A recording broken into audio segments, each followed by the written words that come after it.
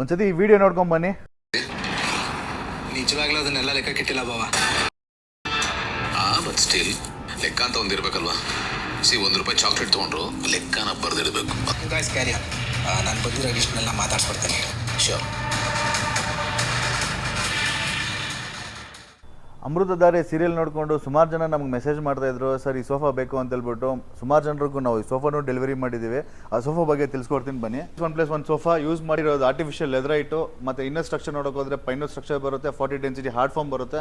ಇದು ಸ್ಪೆಷಾಲಿಟಿ ಏನು ಅಂತಂದರೆ ಸೋಫಾಲ್ ಕಂಪ್ಲೀಟಾಗಿ ಬಂದುಬಿಟ್ಟು ಸೀಟಿಂಗು ಮತ್ತು ಹ್ಯಾಂಡಲು ಮತ್ತು ಬ್ಯಾಗ್ ಎಲ್ಲ ಬಂದುಬಿಟ್ಟು ಫೋಮಲ್ಲಿ ಮಾಡಿರ್ತೀವಿ.